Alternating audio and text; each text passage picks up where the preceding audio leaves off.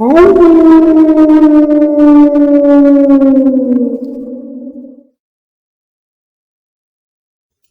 everyone, Dave with Restless Moon Outdoors.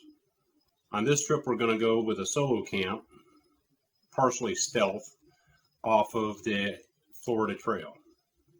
On this trip I'm going to teach you how to use and set a small game snare using an L7 trigger. I'll be using the modified stealth tent. See you when we get out there. Hi everyone, I don't know if you can hear me over the wind in the truck, but me and the Green Beast, we are on our way to our solo 2-night, 3-day camp. And here we are, still heading north, US 19. Still in the woods, or heading through the woods. Well, me and the Green Machine, we have made it to the woods, and now we're heading towards the trailhead. Well everybody, as you can see, me and the Green Machine have made it to the trailhead, and now we're going to take a little hike. I'll tell you how it goes. It's a beautiful day. I just checked the thermometer. It's 79 degrees, clear blue skies. Not too much of any breeze though, so it might get a little bit warm. We'll get back with you.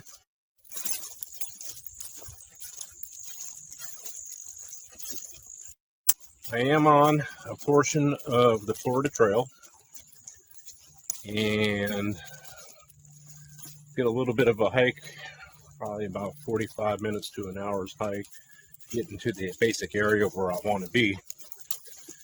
And then we'll set up a solo stealth camp. Been going at it now for about a half hour. Should be getting pretty close. I know these woods pretty good. One portion of the woods where I sometimes hunt. The game that's out here, we have fox squirrel. We have wild feral hogs. There's bobcat, plenty of rabbit, gray squirrel, armadillos, an occasional raccoon. I haven't seen very many raccoons out here. And there's no black bear, not in the region where their habitat is. But there are, or has been, Florida panther sighted in these woods.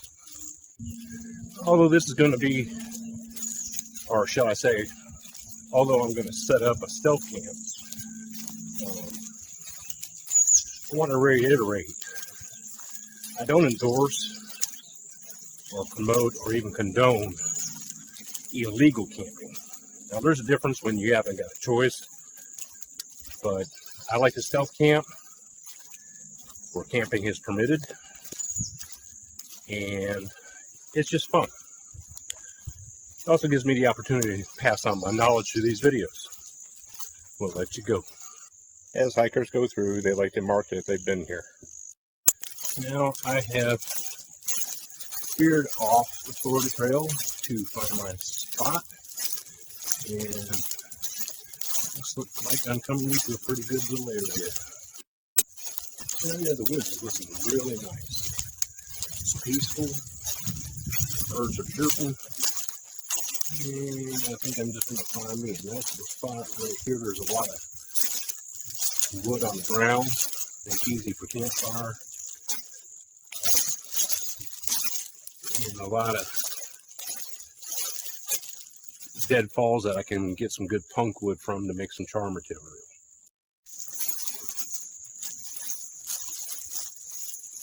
Well, it looks like that I have found the spot where I want to be.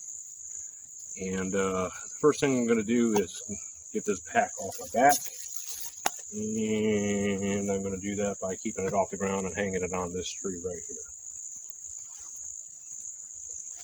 Find my piece of paracord I carry in my pocket. There it is. Oh, and right here, handy, is a stick that I can use sort of sturdy. We'll find out if my pack hits the ground. Well, you know, the stick was not suitable. Feels kind of flimsy, or not flimsy, but rotted. I don't hear it cracking when I put pressure on it. We'll find out. My pack weighs 30 pounds, so we'll see what happens. First, determine length, and I am going to tie a bowline loop in one end, or make a loop. You bring the rabbit comes up out of the hole, around the tree, and back down through the hole. That's called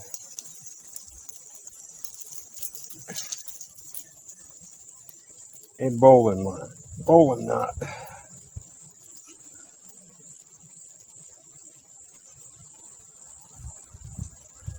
Okay, then you take your line, you put it around the tree, run your tail in through,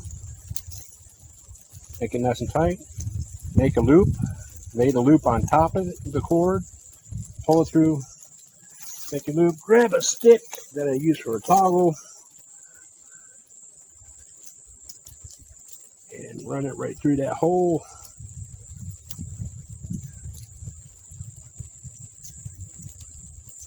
This is called a marlin spike hitch.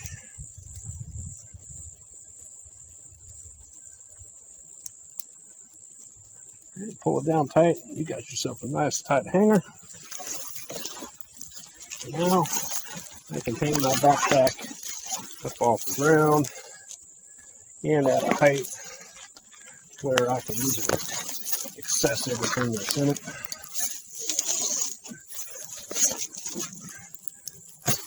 There you go.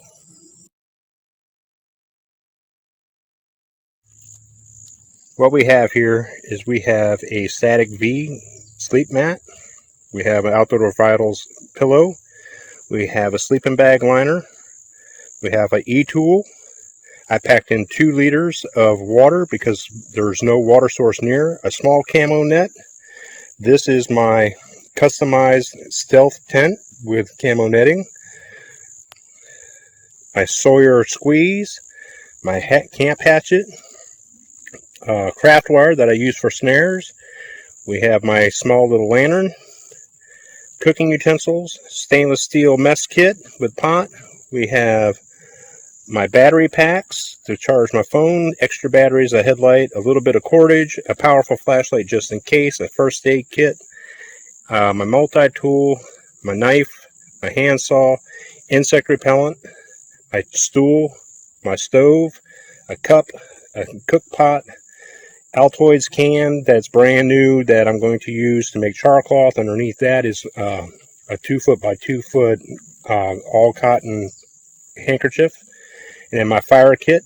My fire kit contains a big lighter, some tinder, and what else does it contain? Oh, stormproof matches, cotton balls, and a ferrocerium rod. And that's my gear that I'm going to be camping with. Getting rocks and stones for the fire pit.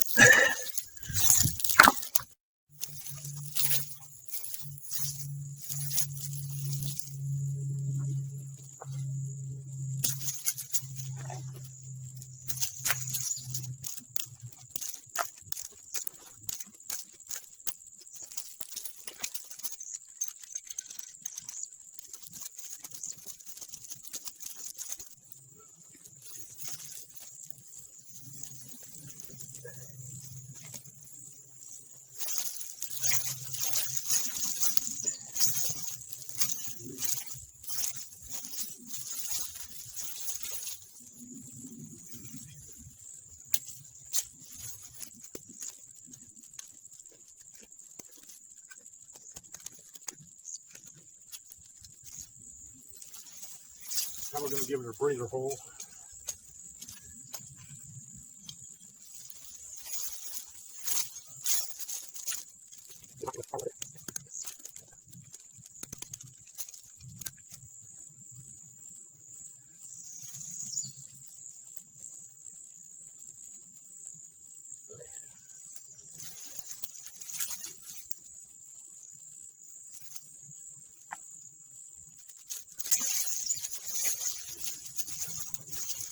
I put a bridge here.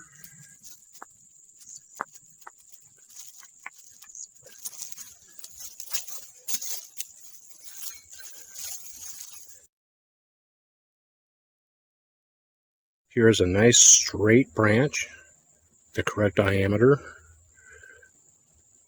coming off of this cedar sapling. Nice and long. I think I will use this as a skewer. I'm going to use this sapling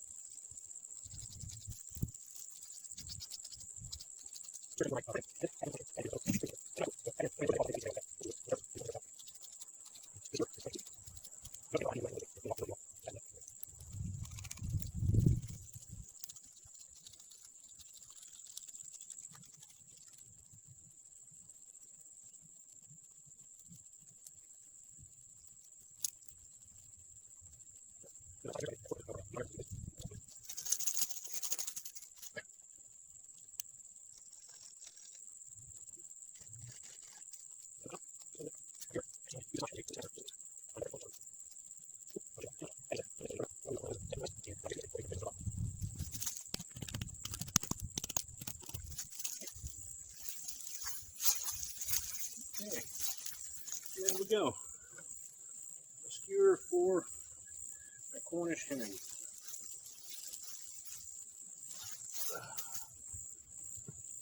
A little bit later, I'll go ahead and start making the L7 snare.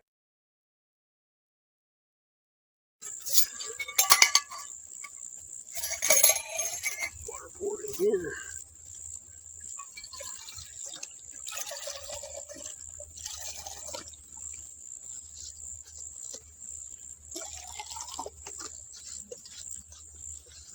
Y'all didn't see that. Alright. What's going on? Now, when I'm in the bush,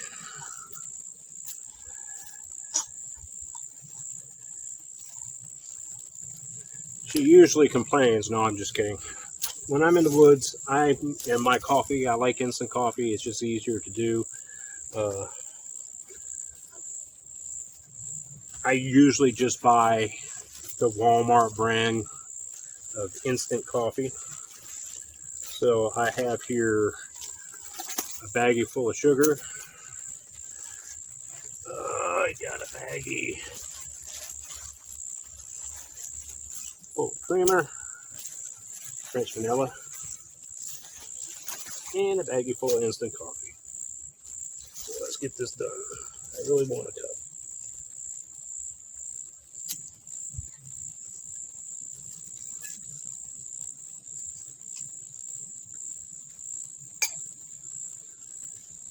Let that boil up.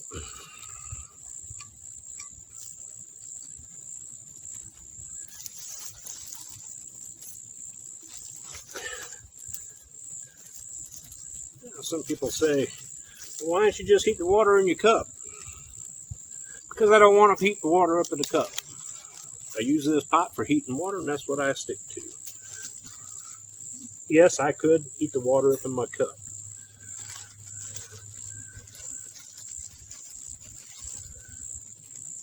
Just a matter of personal preference, I guess.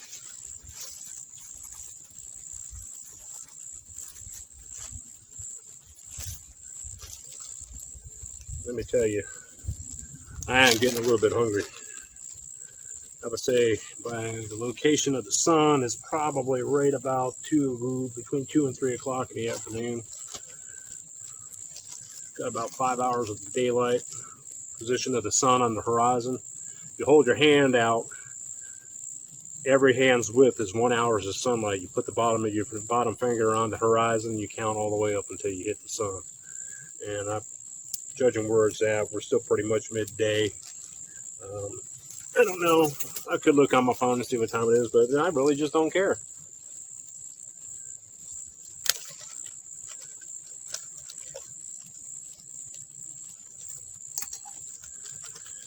And the sugar is there. So the reason why I cook my water in my cooker instead of in my cup itself is because I like more than 1 cup of coffee at a time. If you'll watch me, I will not sit here and just drink 1 coffee and say, ah, no. I'm a coffee fanatic, and I like a lot of it. Typically in the mornings, I get up at 0500, and by 0600, I've already drank 2 full pots of coffee. And that gets cooking up. That'll give me enough for 1 cup. And then it'll cool down just enough by the time I'm done with that 1 cup to where I can have another cup. 2 cups. Killing 2 birds with 1 stone. Once I'm done with my coffee, I'm going to go find a piece of punk wood to use to make char material and to keep in my fire kit. And we'll show you how you do that. And I'm also going to go find suitable material to make an L7 snare trigger. Till then, I'm going to enjoy my cup of coffee.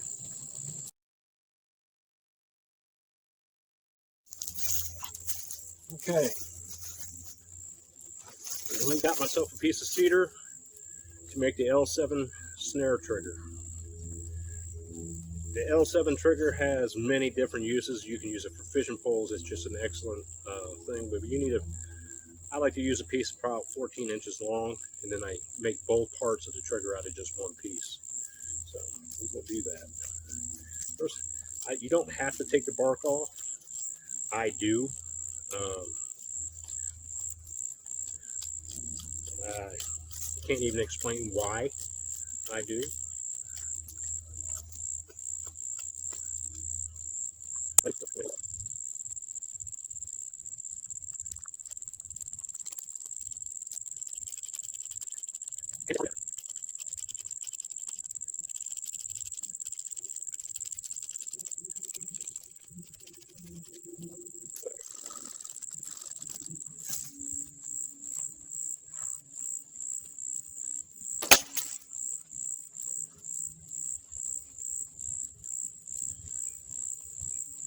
Now we got a 14-inch piece of cedar.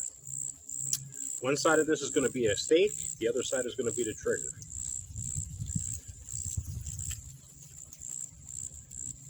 I'm going to make this end the stake and whittle it down to a point.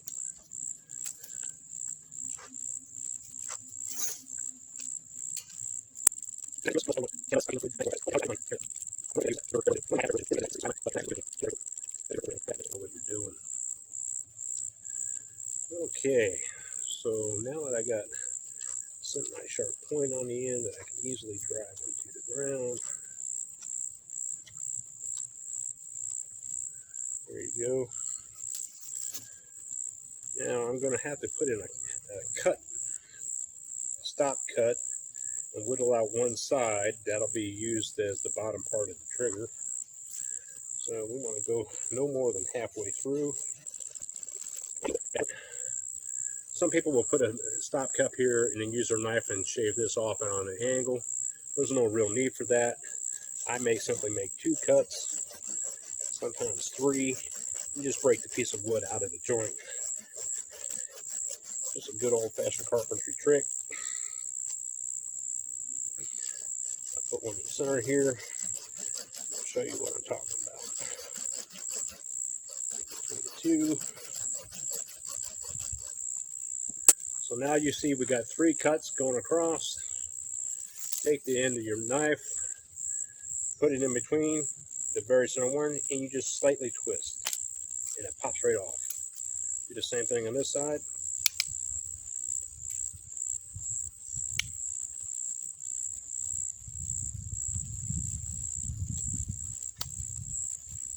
now we got a good, decent notch right there. You see it's nice and clean and straight. And that being said, now we'll go ahead and cut this off. Seeing as how we're done with that part, this is the stake.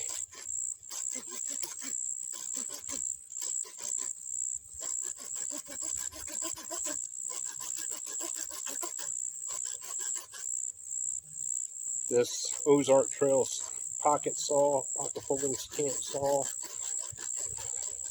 I was in a jam and had to pick it up. I had lost my good silky. I don't know how I lost it, don't ask. I can't explain it, but I haven't had a chance to get another one yet. Silkies are very good saws, make no mistake about that. They definitely get the job done. This is considered the trigger side. Now here, just like we did over here, we want to put a notch close to the end.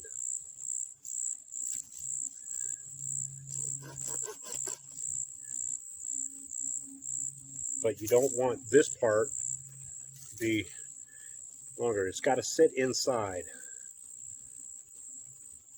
So you don't want to make it too loose either, because it could just break off too close. So let's put a stop cut here. Doesn't have to be very deep. Measure out where that's going to go sit in there. It'll sit in there like that. So we want our stop cut to be right about here.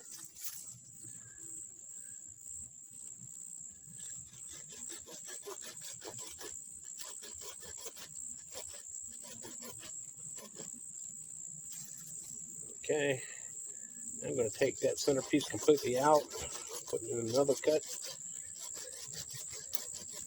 and then I'm going to put in another cut just for ease.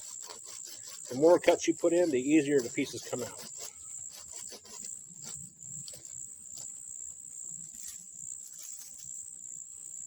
So, 1, 2, and 3. Now we got a notch in this stick. This one goes in the ground. This one is tied off to your spring and your snare loop. They go together like this and hold just like that. When this end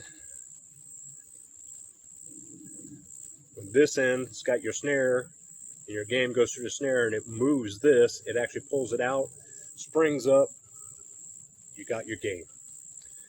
But now, for attaching the snare loop, I'm going to make a slight stop cut because I'm using wire completely all the way around. I just got to score the wood deep enough to get a couple wraps of wire in it, and then it'll be good to go.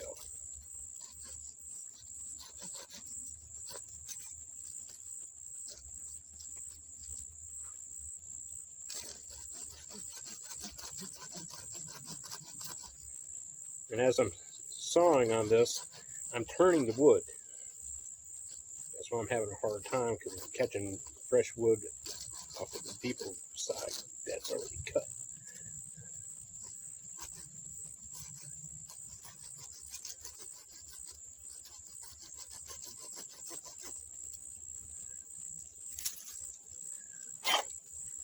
Okay, now you can see I made a ring completely around this piece of wood right here. Completely around. That's going to be where my string or my wire goes for my snare loop.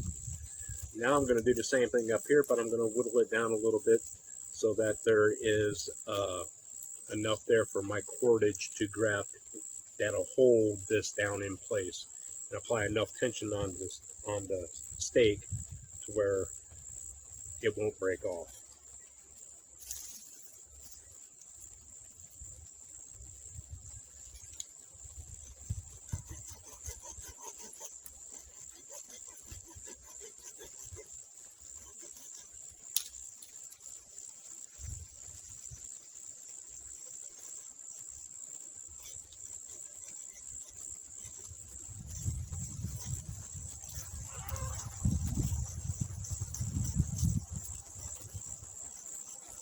There hasn't been very many hikers on the trail. Only about a half a dozen have gone by so far today. Usually there's a lot more than that, and I'm really close to a designated hiking campsite. Actual designated. So, and there's nobody there. I did stop in and take a look at it. It's been a while since I've been there. And people just don't know how to respect the woods. They vandalized the fire pit that's there. The campsite's got a fire pit or a fire ring and a couple benches that are supplied by the state. Actually, I think the Florida Trail Association, I believe, was the ones that actually supplied the benches. They're just simple benches. There's two of them. One is fixed and stationary, the other one can be moved around. But the idiots, this fire pit has been well established. It's been there for a long time. It's just made out of stones, sort of like this, almost made out of stones, just like that, same type, chert rock. And it seems like it's been a tradition for people to add stones to it little by little. And it seems like that I might be the only one that actually cleans the fire pit out. I remove all the ash and disperse it on the ground in the area. And fertilizer also acts, or ashes also act as a fertilizer. And but these idiots that were there the last time, apparently it looks like well, they took all the rocks from around the fire pit. I mean, the fire pit was built up at least that tall and filled with ash. And they took all the rocks from around it and left a mound of ash right there, and then built another ring right alongside it, literally touching the old ash. Why not just take a shovel and take the ashes out? People always got to mess with stuff. It's remarkable. And it's stupid. I had also noticed there was a lot of toilet paper near trees. People just don't have any respect for the woods anymore. You know, and quite frankly, I mean, that is just wrong on so many different levels.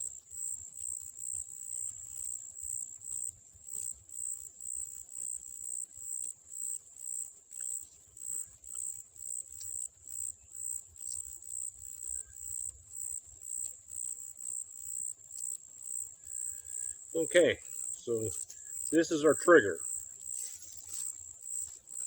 And as you see, got a notch where it hooks into the stake. It got a dado loop for where my wire actually attaches to. Then this notch here is where the cord is attached to the spring. And that is your L7 snare trigger. And that is your L7 snare trigger. Now we're going to make the snare loop to use for this. I'm going to peel off a piece of the craft wire, about the length of my arm. There's no set amount. First thing we need to do is we need to make a loop, sort of like a noose. You do that by folding the wire slightly, reaching on the ground and grabbing just any old random little tiny twig, put it on in that loop, and then you just twist. Once you have it all twisted up on the end, break the stick, slide it off, and now you have a loop in the end. Now you take your tail end of your wire and you put it through that loop. That creates your noose. You want your noose to be approximately, we're after rabbits, so we want about a 4-inch noose on there. The rabbits are pretty small. So I made it to make the loop about the size I want. And I just bend the wire a little bit so that I know exactly where my place is. And just like the little twig, you take your trigger, You wrap the wire around it. Whoop. Without dropping it. You wrap the wire around it. I like to give 2 twists so that it's in the groove. Hold the pieces together, and then I spin that around so that it wraps itself up. And there you go. That will not come off. Your game will not get away. Now, you want your wire to be able to hang out there. Make it to where you want it. Make your loop the size that you want, so it hangs off. So it hangs off just like that. Instead of using cordage or rope, I used my same wire for the spring because it has 0 stretch. So now let's go find some place to set this up.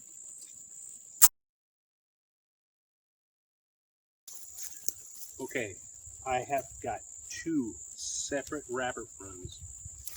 One's going through here, and one is going through there.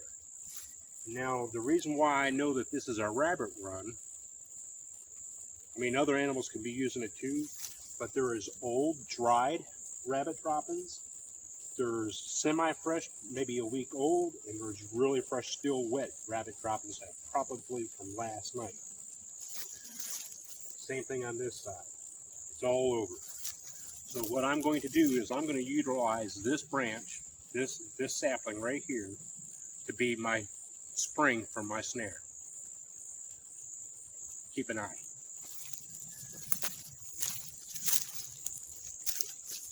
First, I'm going to trim off all the excess branches that don't need to use. Branches actually cause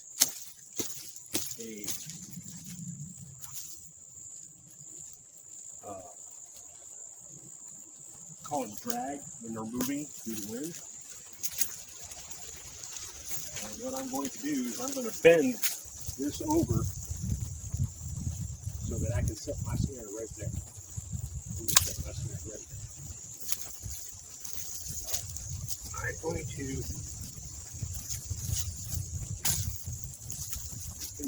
remove these sucker branches. Oh, that works too. That's got plenty of spring. So,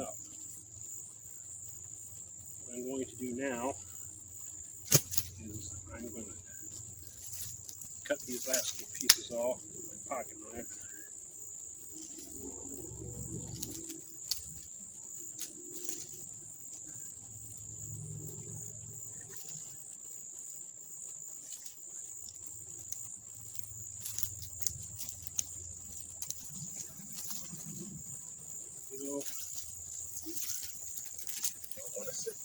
Right in the rabbit's way.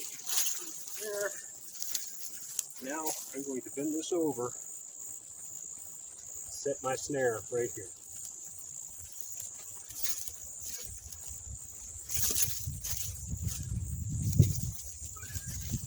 First thing I'm going to do is determine where my staking point is going to be.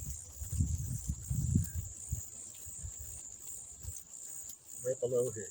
And that's exactly where I'll do it. Okay. Yeah, actually it comes right through there. So I'm going to pop this stake in the ground. You can see that or not, but the notch is approximately 1.5 inches, 2 inches above the dirt. Now, my trigger has still got my loop material on it. I'm going to peel off, or start peeling off, some wire. I'm going to wrap it around the hitching post a few times. And then I'm going to wrap that around there.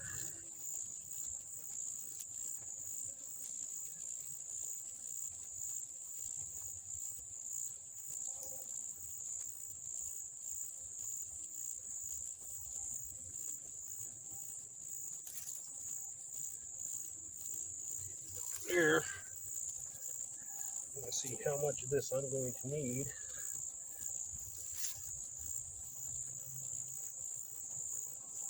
Yeah, I'm doing this the hard way. Okay, I'll take my peel off a little extra. I got the tree to work with. Cut that off. Now I'm going to attach this end using the same method between this sucker branch and this fork. I'm going to wrap this around several times. Wrap it around and twist it so that it does not come off. I don't want this little guy to get away. So as you can see, there's a lot of tension there. This rabbit is coming right through here, so I'm going to set it up. See how that worked? And that's what happens when the rabbit goes through the snare.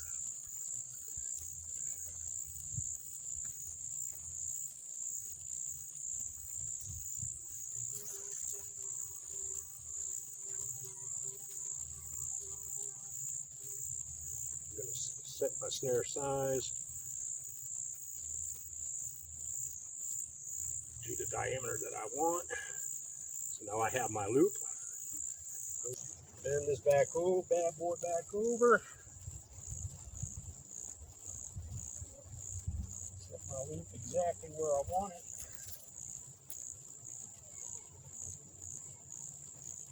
There you go, she's set. Comes right through this run. I mean, he's got it beaten down to the dirt, and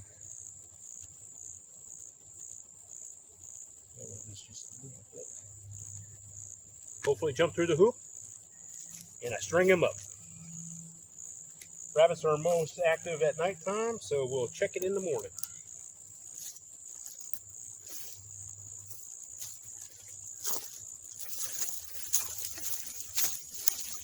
That's an L7 snare.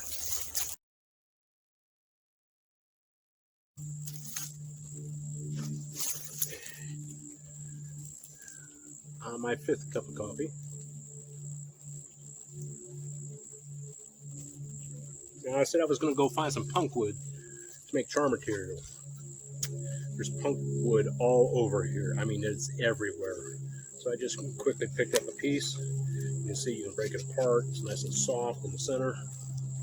And what I'm going to do is I'm going to pack this empty Altoids can full. And then tonight when I have the fire, I'm going to put the whole can with the lid on it in the fire. That'll cause this to turn into charcoal. And with the slightest spark, it will catch and light a fire for you. Now, I'm going to take some pieces off of here.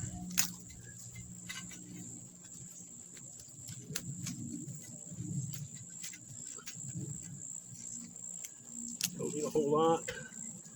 I'll never use this much.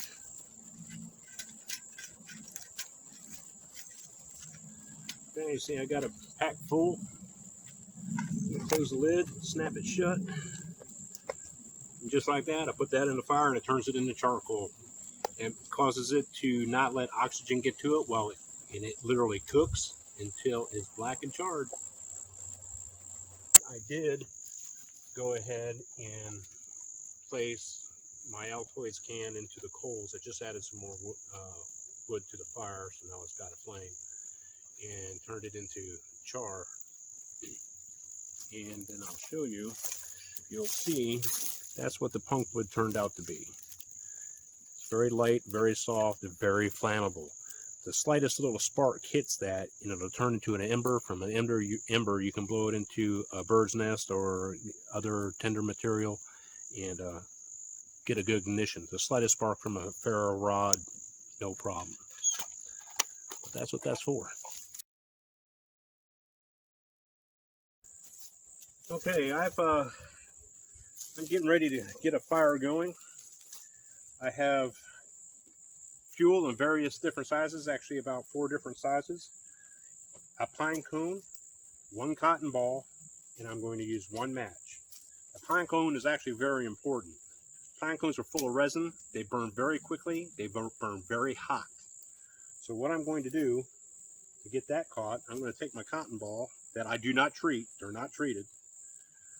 I find they just simply light a hell of a lot easier. You know, the purpose of treating them to begin with is so that, you know, they stay somewhat moisture proof.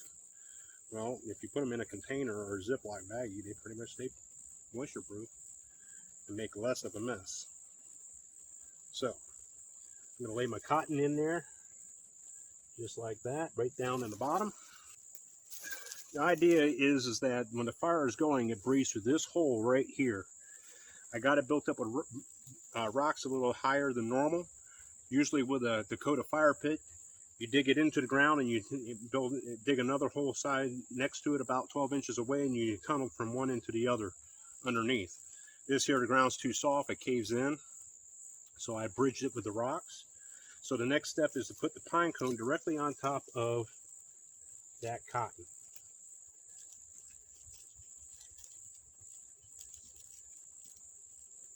Okay, I take my smalls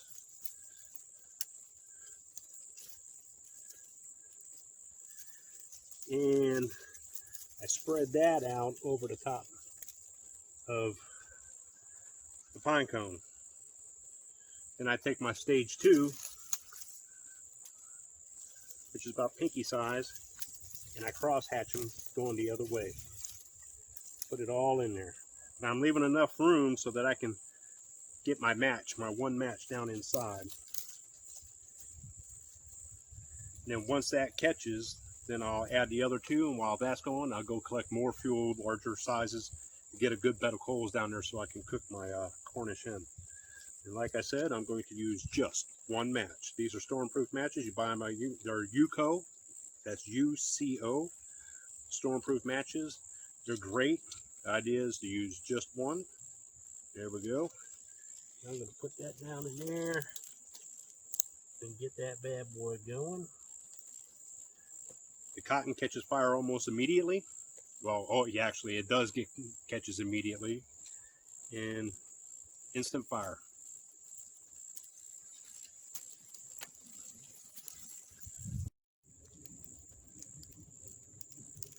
No smoke.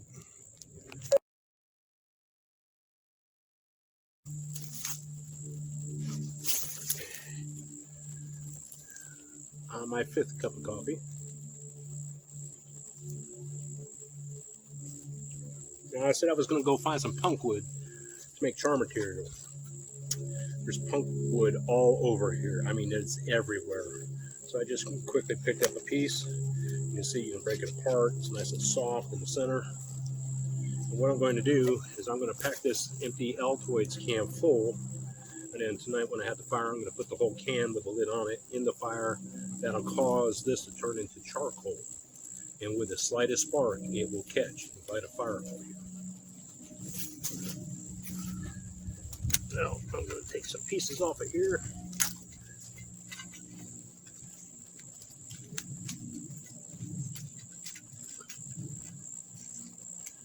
Don't need a whole lot. I'll never use this much.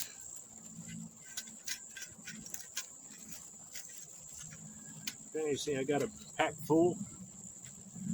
Close the lid, snap it shut. And just like that, I put that in the fire and it turns it into charcoal. It causes it to not let oxygen get to it and it literally cooks until it's black and charred.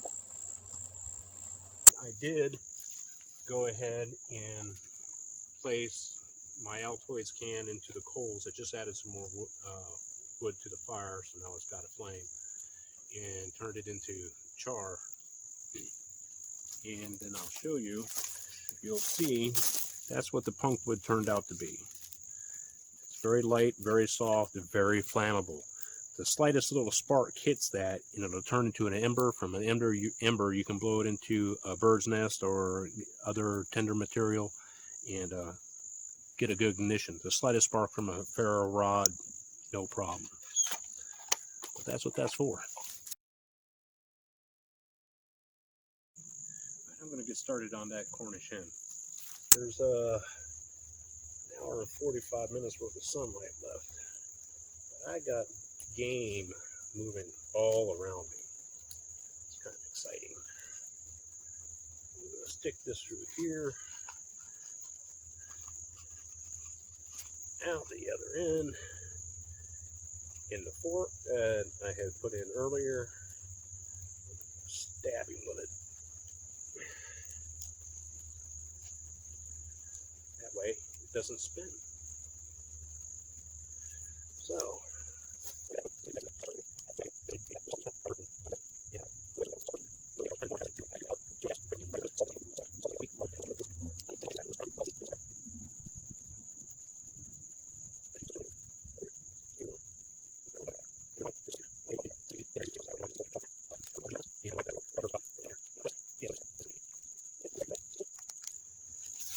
going to put her on the fire. This fork has a purpose. This helps control turning your meal. For right now, we're going to let it sit right there. And let it get happy. The Cornish hen is getting happy. It's about 6:30, 6:45.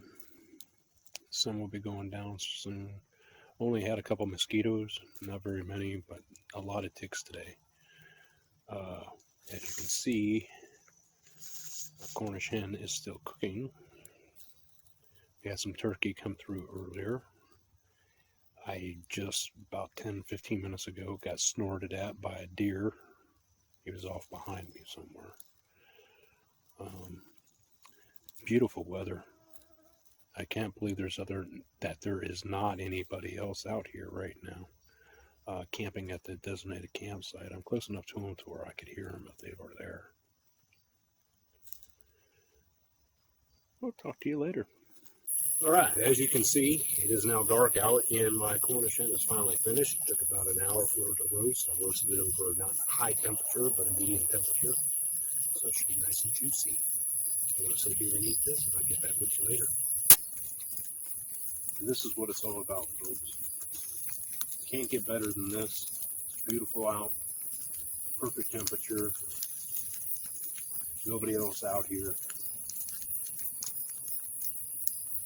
I'm going to smoke my cigar, then I'm going to hit the hay, and we'll see you all in the morning. Peace.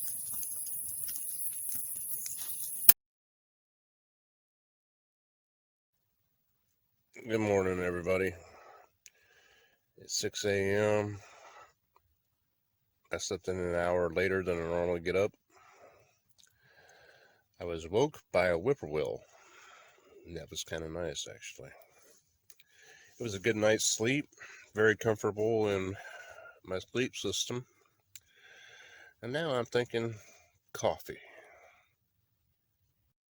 And a beautiful morning it is going to be. Good morning, everybody. It's day 2. 68 degrees, no wind. The sun is starting to come up behind me over the horizon. Got my cup of coffee going. As you all know, that I only packed in 2 liters of water, so today we have to go find a water source and filter out some water. And we need to check our rabbit snare. Until then.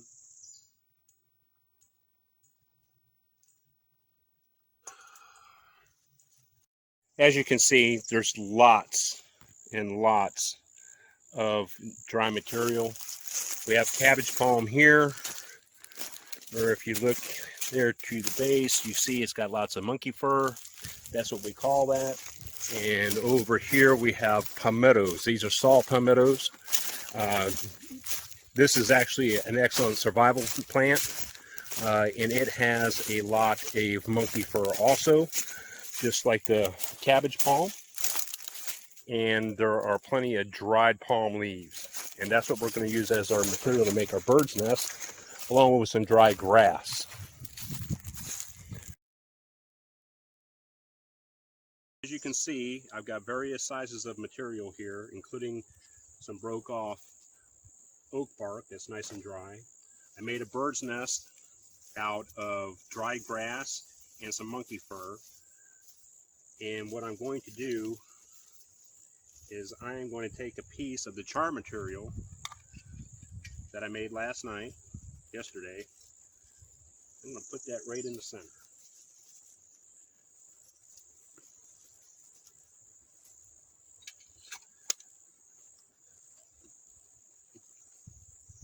Then I'm going to use my ferrocerium rod, that comes with my knife. Ferrocerium rod, also known as a fire steel.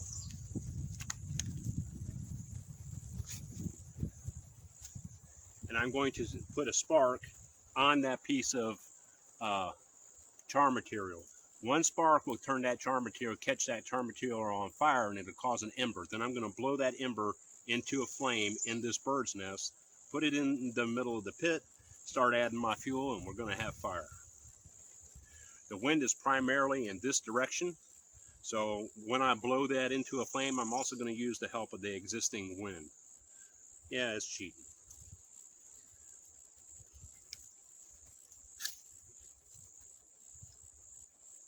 One strike and I have a small ember going.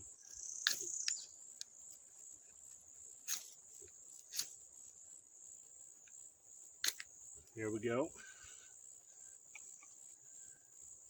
The one ember was going.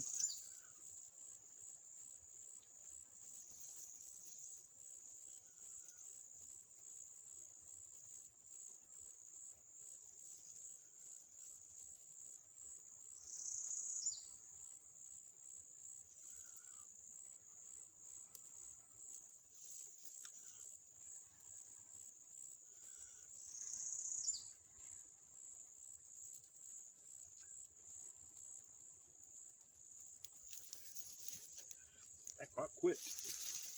There we have our fire. I'm going to put my smalls on it. Let that catch.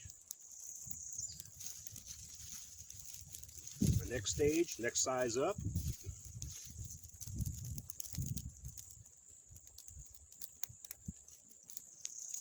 A little bit on there.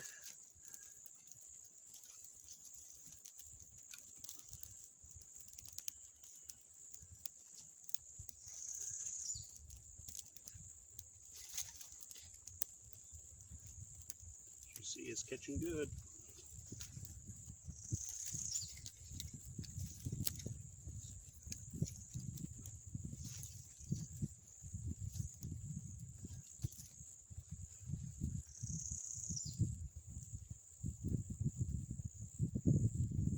Put a little bit too much wood on there. It's still getting plenty of oxygen. It just needs to get caught up.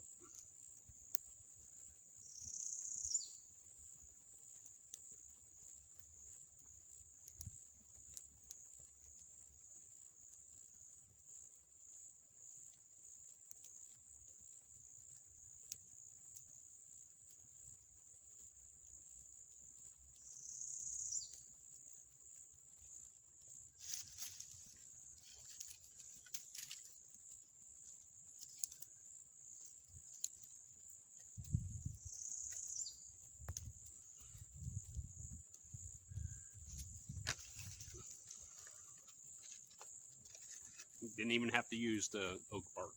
We got ourselves a fire using the char material that I made last night. No matches, just a good old-fashioned spark.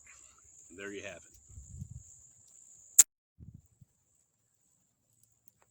it. As it turns out, life happens, and I was required to return back to my house before I was able to finish the planned camp.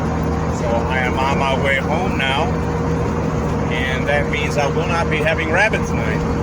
I'll have to put them in the freezer and save them for next time. And I hope you learned something. Thank you for watching. Hi everyone. I'm sorry to say that unfortunately the video of this camping trip ends here.